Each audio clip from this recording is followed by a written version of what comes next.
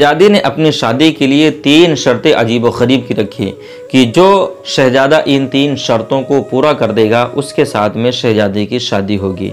पहली जो शर्त थी वो शर्त यह है कि उस तालाब में उसको तैरना है जिस तालाब में आदमखोर मगरमच्छ रहता है।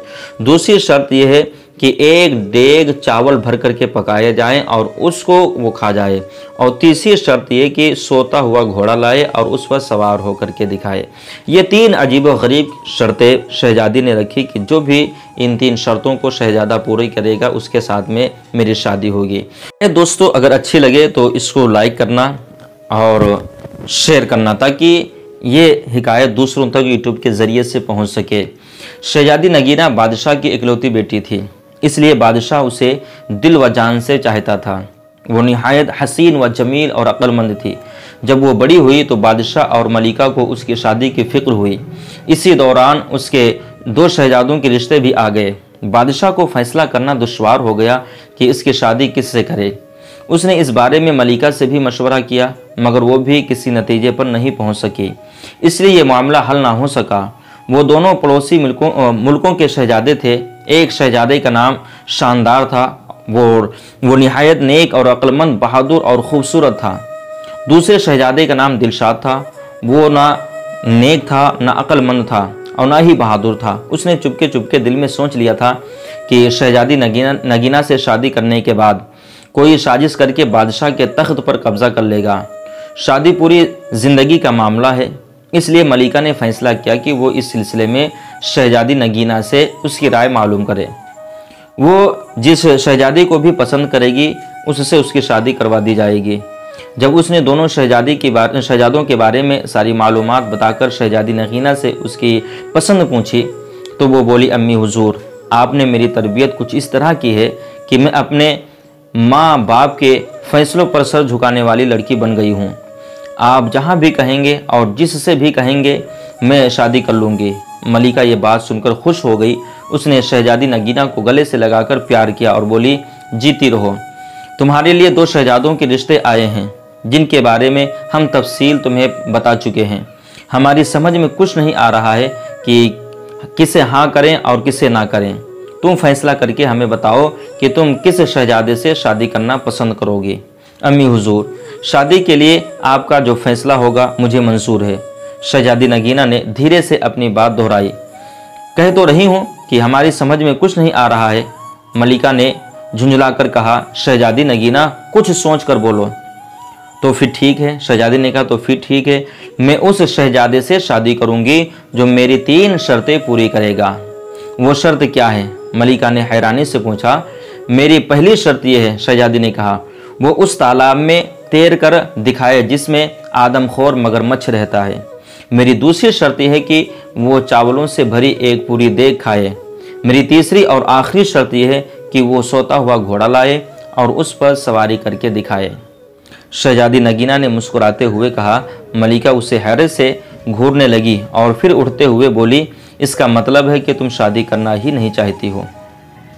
कोई भी तुम्हारी अजीब व गरीब शर्तें पूरी नहीं कर सकेगा। तुम्हें पता है तालाब का आदमखोर मगरमच्छ कितना खौफनाक और बड़ा है। किस में हिम्मत है कि वो उस तालाब में तैर कर दिखाए। फिर कौन सा शहजादा देग भर चावल खा सकेगा। शहजादे तो वैसे भी नरम व नाजुक होते हैं, थोड़ा ही खा लेते हैं तो उनका पेट भर जाता है। और सोते हुए घोड़े पर भला कौन सवारी कर सकेगा। घोड़ा सोएगा या भागेगा या फिरेगा।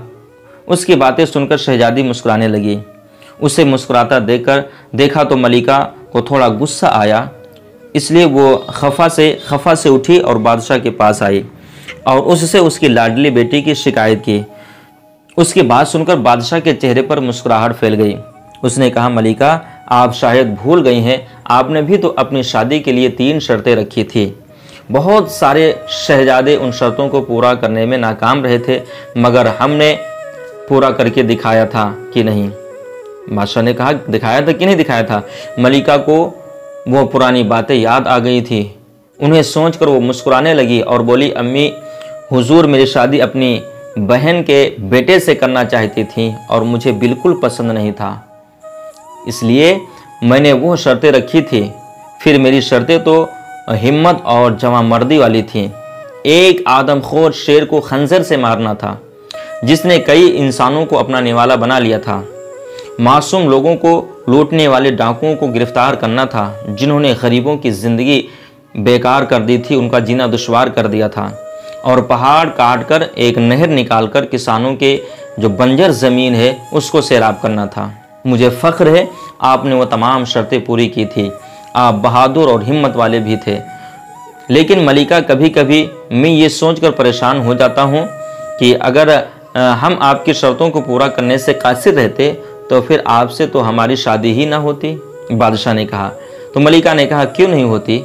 मलिका ने इठलाकर कहा, मैं अपनी शर्तों में से ये तब्दीली कर देती कि आप उन्हें शादी के बाद भी पूरा कर सकते हैं। फिर कुछ देर खामोश रहने के बाद वो बोली, पहले मेरी ये समझ में नहीं आ रहा था कि शहजादी की शादी किस से करें। अब ये समझ नहीं आ रहा है कि उसे कैसे समझाऊं कि वो अपनी बेसरापा शर्तों से बाज आ जाए।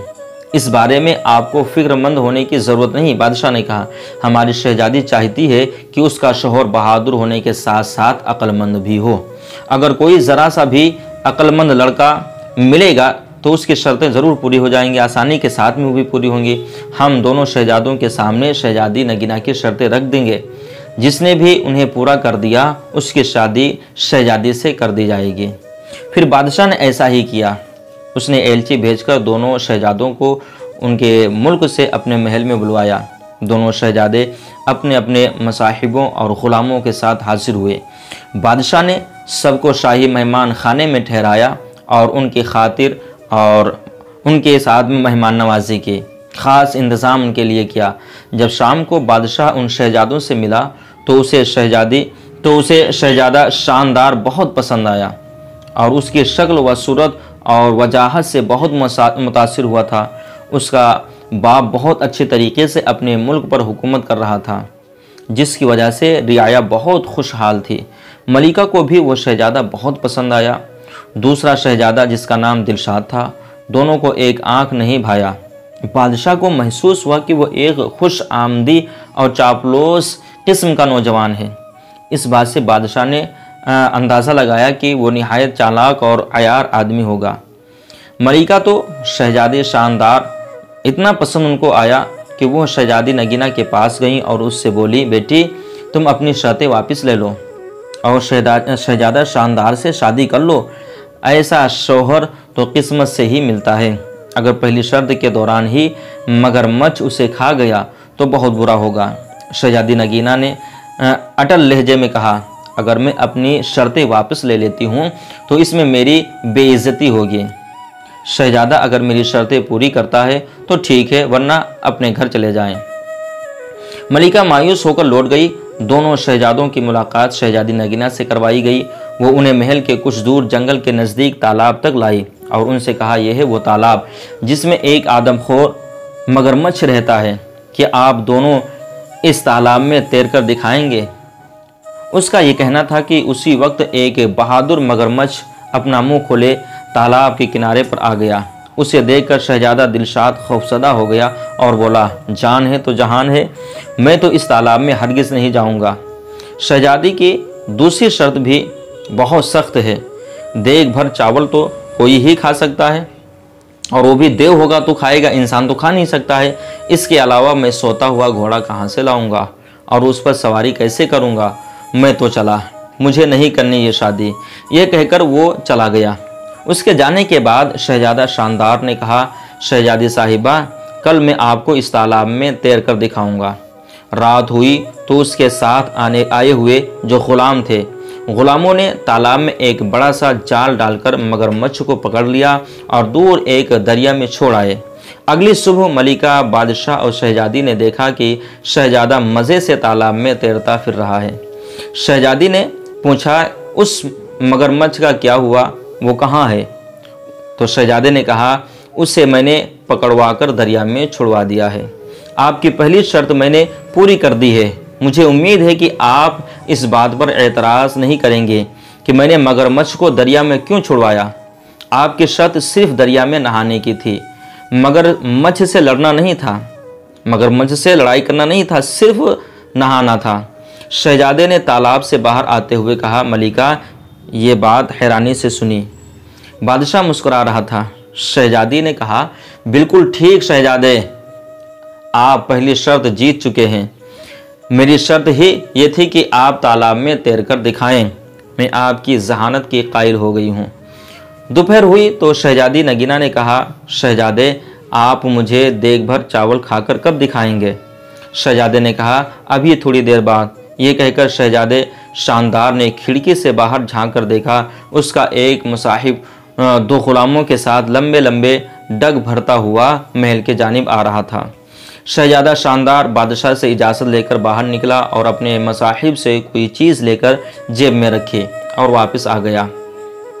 इतनी देर में मुलाजिमों ने दस्तरखान चुन लिया और अपने साथ चावलों की एक बड़ी सी देग भर के ले आए थे, जिसे उन्होंने दस्तरखान के बीचों बीच रख दिया। देग को देखकर बादशाह के चेहरे पर फिक्रमंदी के आसार नजर आए। क्यों मियाँ साहबजादे, आप खाएंगे देग भरकर चावल?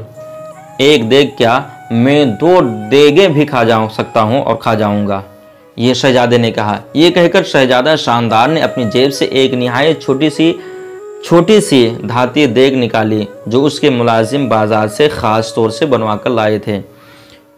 उसने उसे चावल से भरा और शहजादी नगीना के सामने पूरी देग चढ़ कर गया। शहजादी साहिबा, आपकी दूसरी शर्त भी पूरी हो गई है। मैंने देग भर चावल खा लिए हैं। इसके बाद सुनकर शहजादी नगीना हंस हंस कर लोटपोट हो गई। बादशाह ने मलिका से कहा, बेगम, अब अपनी बेटी की शादी की तैयारियां शुरू कर दो। मुझे तो यूं लग रहा है कि ये शहजादे मियाँ तो सोते हुए घोड़े पर भी सवारी करके दिखाएंगे। शाम को बादशाह और मलिका और शहजादी नगीना अपने बाग में चहलकदमी कर रहे थे। अचानक उन्होंने शहजादी ने और बादशाह और मलिका ने देखा कि शहजादा शानदार को एक घोड़े के साथ आते हुए उन्होंने अपने करीब में देखा। वो करीब आया तो बादशाह हैरानी से बोला, शानदार बेटे, ये घोड़ा ले आए हो, कहाँ से लाए हो? शहजादा शानदार ने बड़े फ़ख्र से बताया, ये घोड़ा निहायत कीमती है। मैं इसे मंडी से ख़रीद कर लाया हूँ। इसके मालिक ने मुझे बताया था कि ये हातिम ताई के घोड़ों की नस्ल से है। इसका तो मैंने एक बड़ा अच्छा सा नाम भी सोच रखा है और इसका नाम रख भी दिया है। घोड़ा वाकई बहुत खूबसूरत था। शहजादी नगीना को भी बेहद पसंद आया। उसका रंग हल्का था, कत्थई था और उसकी गर्दन पर बड़ी बड़ी चमकदार आयाल थी। शहजादे से पूछा, क्या नाम रखा है आपने इसका? उसने बड़े इश्तियाक से पूछा, यानी शहजादी ने पूछा। शहजादी साहिबा, मैंने इसका नाम रखा है सोता हुआ घोड़ा। चूँकि ये मेरा घोड़ा है, मैं जो भी इसका नाम रखूँ मेरी मर्ज़ी। अब मैं आपको सोते हुए घोड़े पर सवार होकर दिखाऊंगा ताकि आपकी तीसरी शर्त भी पूरी हो सके।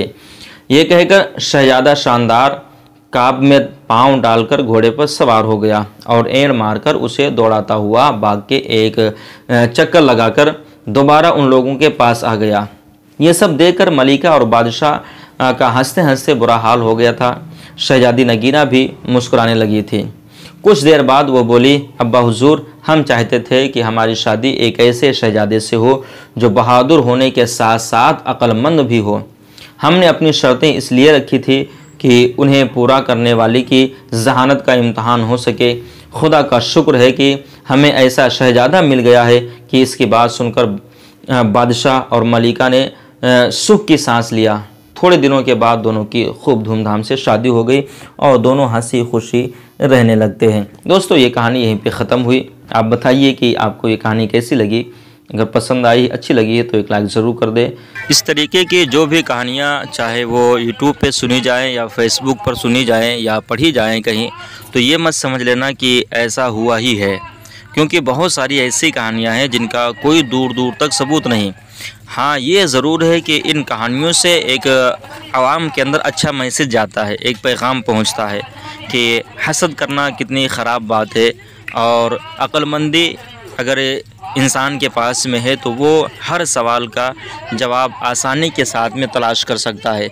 मुश्किल सा मुश्किल सवाल हो तो उसको हल कर सकता है। बस इस कहानी में यही बताया गया है और इस तरीके से दीगर जितनी भी कहानियाँ हैं उन सारी कहानियों में यही सारी चीज़ें बताई जाती हैं। बस समझने का नज़रिया हम और आपको लाना चाहिए, समझने का तरीक़ा अलग होना चाहिए। बाकी सब ये कहानियाँ ऐसी कहानियाँ हैं कि इनका दूर दूर तक कहीं इनका सबूत ही नहीं है। दोस्तों, उम्मीद करते हैं जो मैंने बताया आप इसके ऊपर अमल करेंगे।